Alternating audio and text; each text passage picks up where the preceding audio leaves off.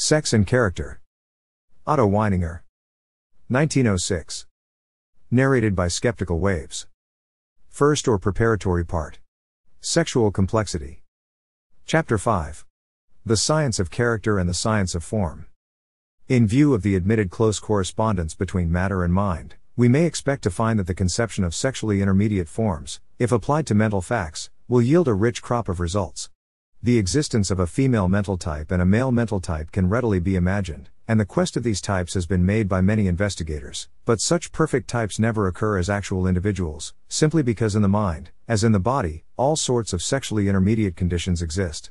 My conception will also be of great service in helping us to discriminate between the different mental qualities, and to throw some light into what has always been a dark corner for psychologists, the differences between different individuals. A great step will be made if we are able to supply graded categories for the mental diathesis of individuals, if it shall cease to be scientific to say that the character of an individual is merely male or female, but if we can make a measured judgment and say that such and such an one is so many parts male and so many parts female. Which element in any particular individual has done, said, or thought this or the other? By making the answer to such a question possible, we shall have done much towards the definite description of the individual, and the new method will determine the direction of future investigation. The knowledge of the past, which set out from conceptions which were really confused averages, has been equally far from reaching the broadest truths as from searching out the most intimate detailed knowledge. This failure of past methods gives us hope that the principle of sexually intermediate forms may serve as the foundation of a scientific study of character and justifies the attempt to make of it an illuminating principle for the psychology of individual differences. Its application to the science of character, which, so far, has been in the hands of merely literary authors, and is from the scientific point of view an untouched field, is to be greeted more warmly as it is capable of being used quantitatively, so that we venture to estimate the percentage of maleness and femaleness which an individual possesses even in the mental qualities. The answer to this question is not given even if we know the exact anatomical position of an organism on the scale stretching from male to female, although as a matter of fact congruity between bodily and mental sexuality is more common than incongruity. But we must remember what was stated in Chapter 2 as to the uneven distribution of sexuality over the body. The proportion of the male to the female principle in the same human being must not be assumed to be a constant quantity. An important new conclusion must be taken into account, a conclusion which is necessary to the right application of the principle which clears up in a striking fashion earlier psychological work. The fact is that every human being varies or oscillates between the maleness and the femaleness of his constitution. In some cases these oscillations are abnormally large, in other cases so small as to escape observation, but they are always present, and when they are great they may even reveal themselves in the outward aspect of the body. Like the variations in the magnetism of the earth, these sexual oscillations are either regular or irregular. The regular forms are sometimes minute, for instance, many men feel more male at night. The large and regular oscillations correspond to the great divisions of organic life to which attention is only now being directed, and they may throw light upon many puzzling phenomena. The irregular oscillations probably depend chiefly upon the environment, as for instance on the sexuality of surrounding human beings. They may help to explain some curious points in the psychology of a crowd which have not yet received sufficient attention. In short, bisexuality cannot be properly observed in a single moment, but must be studied through successive periods of time. This time element in psychological differences of sexuality may be regularly periodic or not. The swing towards one pole of sexuality may be greater than the following swing to the other side. Although theoretically possible, it seems to be extremely rare for the swing to the male side to be exactly equal to the swing towards the female side. It may be admitted in principle, before proceeding to detailed investigation, that the conception of sexually intermediate forms makes possible a more accurate description of individual characters in so far as it aids in determining the proportion of male and female in each individual, and of measuring the oscillations to each side of which any individual is capable. A point of method must be decided at once, as upon it depends the course the investigation will pursue. Are we to begin by an empirical investigation of the almost innumerable intermediate conditions in mental sexuality, or are we to set out with the abstract sexual types, the ideal psychological man and woman, and then investigate deductively how far such ideal pictures correspond with concrete cases? The former method is that which the development of psychological knowledge has pursued. Ideals have been derived from facts, sexual types constructed from observation of the manifold complexity of nature. It would be inductive and analytic. The latter mode, deductive and synthetic, is more in accordance with formal logic. I have been unwilling to pursue the second method as fully as is possible, because everyone can apply for himself to concrete facts the two well-defined extreme types. Once it is understood that actual individuals are mixtures of the types, it is simple to apply theory to practice, and the actual pursuit of detailed cases would involve much repetition and bring little theoretical advantage. The second method, however, is impracticable. The collection of the long series of details from which the inductions would be made would simply weary the reader. In the first or biological part of my work, I give little attention to the extreme types, but devote myself to the fullest investigation of the intermediate stages. In the second part, I shall endeavor to make as full a psychological analysis as possible of the characters of the male and female types, and will touch only lightly on concrete instances. I shall first mention, without laying too much stress on them, some of the more obvious mental characteristics of the intermediate conditions. Womanish men are usually extremely anxious to marry, at least, I mention this to prevent misconception, if a sufficiently brilliant opportunity offers itself. When it is possible, they nearly always marry whilst they are still quite young. It is especially gratifying to them to get as wives famous women, artists or poets, or singers and actresses. Womanish men are physically lazier than other men in proportion to the degree of their womanishness. There are men who go out walking with the sole object of displaying their faces like the faces of women, hoping that they will be admired, after which they return contentedly home. The ancient Narcissus was a prototype of such persons. These people are naturally fastidious about the dressing of their hair, their apparel, shoes, and linen. They are concerned as to their personal appearance at all times, and about the minutest details of their toilet.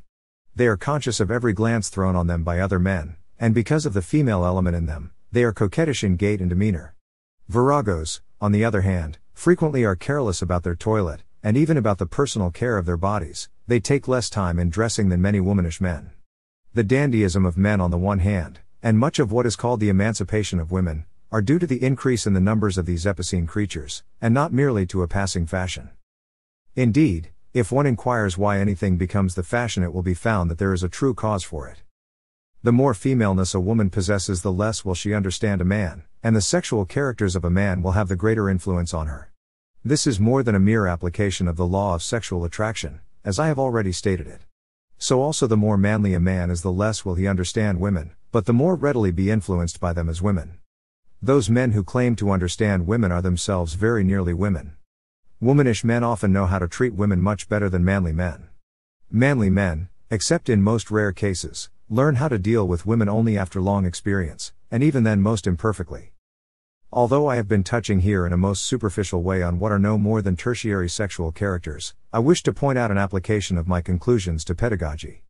I am convinced that the more these views are understood, the more certainly will they lead to an individual treatment in education. At the present time, shoemakers, who make shoes to measure, deal more rationally with individuals than are teachers and schoolmasters in their application of moral principles. At present, the sexually intermediate forms of individuals, especially on the female side, are treated exactly as if they were good examples of the ideal male or female types. There is wanted an orthopedic treatment of the soul instead of the torture caused by the application of ready-made conventional shapes. The present system stamps out much that is original, uproots much that is truly natural, and distorts much into artificial and unnatural forms. From time immemorial there have been only two systems of education, one for those who come into the world designated by one set of characters as males, and another for those who are similarly assumed to be females. Almost at once the boys and the girls are dressed differently, learn to play different games, go through different courses of instruction, the girls being put to stitching and so forth. The intermediate individuals are placed at a great disadvantage. And yet the instincts natural to their condition reveal themselves quickly enough, often even before puberty. There are boys who like to play with dolls, who learn to knit and sew with their sisters, and who are pleased to be given girls' names.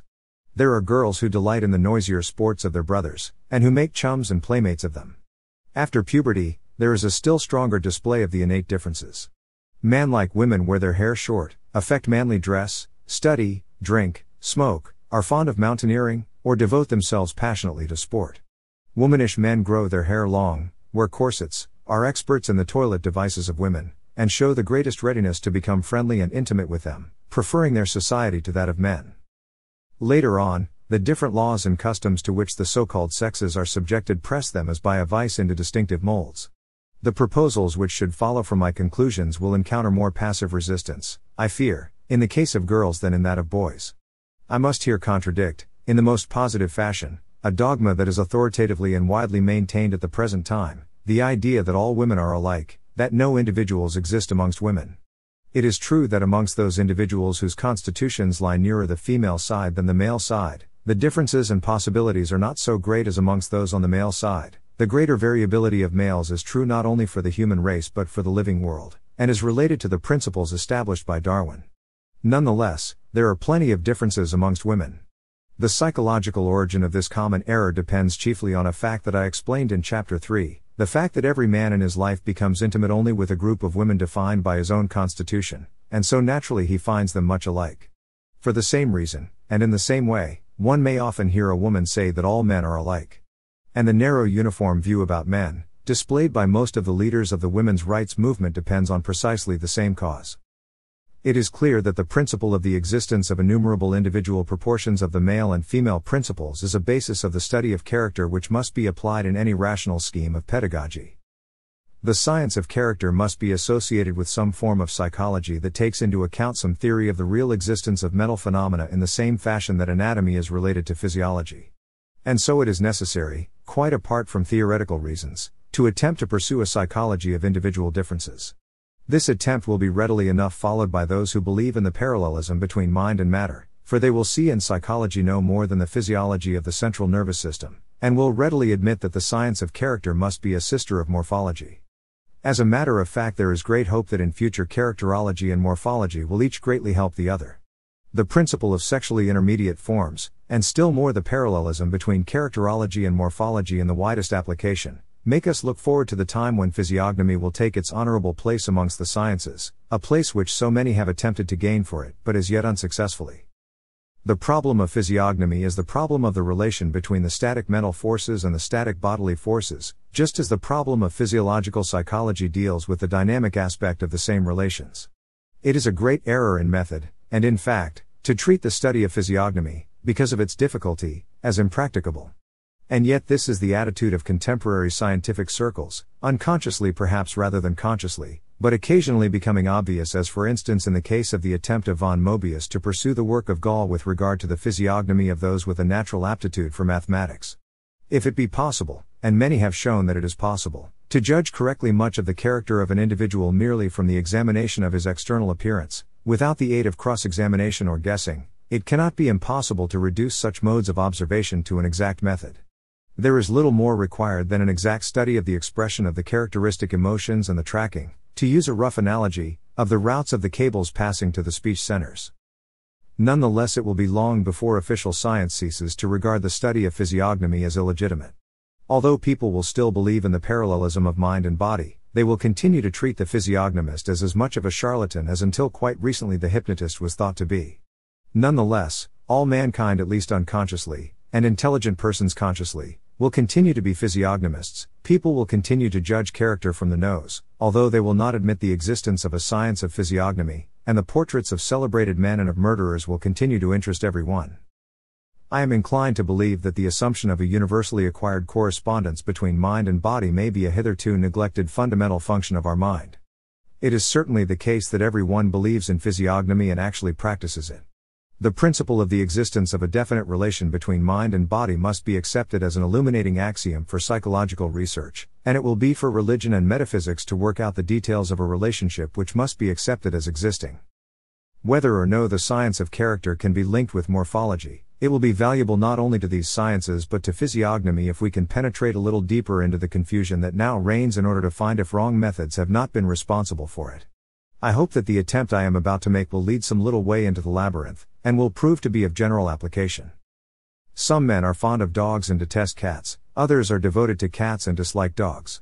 Inquiring minds have delighted to ask in such cases, why are cats attractive to one person, dogs to another? Why? I do not think that this is the most fruitful way of stating the problem. I believe it to be more important to ask in what other respects lovers of dogs and of cats differ from one another. The habit, where one difference has been detected, of seeking for the associated differences, will prove extremely useful not only to pure morphology and to the science of character, but ultimately to physiognomy, the meeting point of the two sciences. Aristotle pointed out long ago that many characteristics of animals do not vary independently of each other. Later on, Cuvier, in particular, But also Geoffrey St. Hilaire and Darwin made a special study of these correlations. Occasionally the association of the characters is easy to understand on obvious utilitarian principles, where for instance the alimentary canal is adapted to the digestion of flesh, the jaws and body must be adapted for the capture of the prey. But associations such as that between ruminant stomachs and the presence of cloven hoofs and of horns in the male, or of immunity to certain poisons with particular coloring of the hair, or among domestic pigeons of short bills with small feet, of long bills with large feet, or in cats of deafness with white fur and blue eyes, such are extremely difficult to refer to a single purpose. I do not in the least mean to assert that science must be content with no more than the mere discovery of correlations. Such a position would be little better than that of a person who was satisfied by finding out that the placing of a penny in the slot of a particular automatic machine always was followed by the release of a box of matches. It would be making resignation the leading principle of metaphysics. We shall get a good deal further by such correlations, as, for instance, that of long hair and normal ovaries, but these are within the sphere of physiology, not of morphology. Probably the goal of an ideal morphology could be reached best not by deductions from an attempted synthesis of observations on all the animals that creep on the land or swim in the sea, in the fashion of collectors of postage stamps, but by a complete study of a few organisms. Cuvier by a kind of guesswork used to reconstruct an entire animal from a single bone. Full knowledge would enable us to do this in a complete, definite, qualitative and quantitative fashion. When such a knowledge has been attained, each single character will at once define and limit for us the possibilities of the other characters. Such a true and logical extension of the principle of correlation in morphology is really an application of the theory of functions to the living world. It would not exclude the study of causation, but limit it to its proper sphere. No doubt the causes of the correlations of organisms must be sought for in the idioplasm. The possibility of applying the principle of correlated variation to psychology depends on differential psychology, the study of psychological variation. I believe, moreover, that a combination of study of the anatomical habit and the mental characteristics will lead to a statical psychophysics, a true science of physiognomy. The rule of investigation in all the three sciences will have to be that the question is posed as follows: given that two organisms are known to differ in one respect, in what other respects are they different? This will be the golden rule of discovery, and, following it, we shall no longer lose ourselves hopelessly in the dark maze that surrounds the answer to the question why? As soon as we are informed as to one difference, we must diligently seek out the others, and the mere putting of the question in this form will directly bring about many discoveries. The conscious pursuit of this rule of investigation will be particularly valuable in dealing with problems of the mind. Mental actions are not coexistent in the sense of physical characters, and it has been only by accidental and fortunate chances, when the phenomena have presented themselves in rapid succession in an individual, that discoveries of correlation in mental phenomena have been noticed. The correlated mental phenomena may be very different in kind, and it is only when we know what we are after and deliberately seek for them that we shall be able to transcend the special difficulties of the kind of material we are investigating, and so secure for psychology what is comparatively simple in anatomy.